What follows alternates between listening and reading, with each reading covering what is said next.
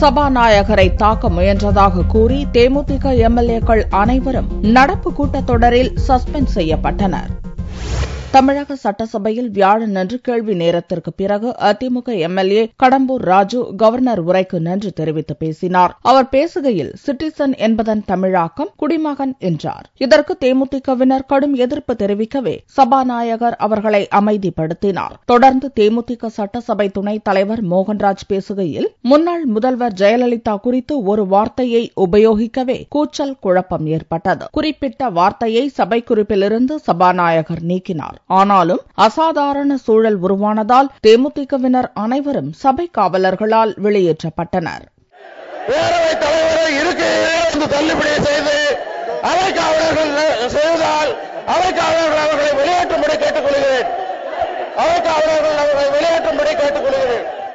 நான் பேச ஆரம்பித்த உடனே 110 விதியின் கீழே முன்னாள் குற்றவாளி முதல்வர் என்று சொன்ன உடனே அனைத்து சட்டமன்ற அதிமுக சட்டமன்ற உறுப்பினர்களும் எங்களை அடிக்க பாய்கின்றார்கள். குற்றவாளி என்று நான் சொல்லவில்லை. சபாநாயகர் எங்கள் அனைத்து சட்டமன்ற உறுப்பினருக்கும் சபாநாயகரும் சட்டமன்ற செயலாளர் ஜமாலுதீன் அவர்களும் கையெழுத்திட்டு ஊழல் வழக்கிலே 4.5 ஆண்டு தண்டனை விதிக்கப்பட்ட செல்வி ஜெயலலிதா அந்த ஸ்ரீரங்கம் சட்டமன்ற தொகுதி காலியாக இருக்கிறது என்று அவர் தான் சொன்னார். அவர் சொன்னதை நாங்க சொல்றோம். நாங்க இல்லாத ஒண்ணு சொல்ல. என்னை வெளியேற்று சொன்னதை எங்க சட்டமன்ற உறுப்பினர்கள் கேட்டபொழுது சபை காவலர்கள் எங்களுடைய சட்டமன்ற கொறடா எங்களுடைய சட்டமன்ற உறுப்பினர்களை சொக்காயை பிடித்து சட்டை பிடிச்சி உடையை பிடித்து கீழே தள்ளுறாங்க. இந்த அராஜகம். இந்நிலையில் சபையில் ஒழுங்கீனமாக நடந்து கொண்டதாக தேமுதிக எம்எல்ஏக்களை சஸ்பெண்ட் செய்வது தொடர்பான தீர்மானத்தை சபை முன்னவர் நத்தம் விஸ்வநாதன் கொண்டு வந்தார். இத்தீர்மானம் குரல் ஓட்டெடுப்பு மூலம் நிறைவேற்றப்பட்டது. பேரவையின் அலுவல்கள் நடைபெற விடாமல் இடைமறித்தும் பேரவையின் விதிகளுக்கு மாறாக அவையில் குந்தகம் செய்து வருவதாலும் சட்டமன்ற பேரவை விதி 121 உள்விதி 2 கீழ் தேமுதிக உறுப்பினர்களை இந்த கூட்டத்தொடர் முடிய பேரவை பணிகளில் நின்றும் தற்காலிக நீக்கம் செய்ய வேண்டும் என்னும் தீர்மானத்தை முன்மொழிகின்றேன். பேரவைத் தலைவரை தாக்க ஓடி வந்து என்னுடைய இருக்கை மேஜையை விலக்கி மிக மோசமாக வேண்டுமென்றே திட்டமிட்டு என்னை தாக்குவதற்குமாறு வந்து இவர்கள் செய்தது மிகவும் கண்டிக்கத்தக்கது.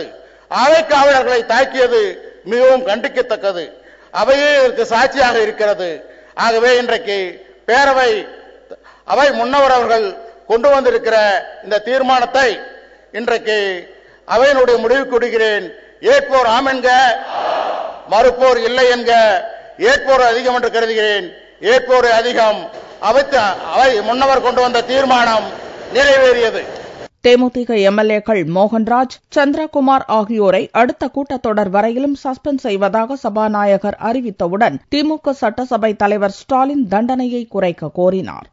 இதைத் தொடர்ந்து இக்கூட்டத்தொடர் முழுவதும் தேமுதிகவினர் சஸ்பெண்ட் செய்யப்படுவதாக சபாநாயகர் தனபால் அறிவித்தார். இதன் மூலம் வெள்ளி மற்றும் திங்கட்கிழமைகளில் சட்டசபை கூட்டத்தில் தேமுதிகவினர் பங்கேற்க முடியாத நிலை ஏற்பட்டுள்ளது.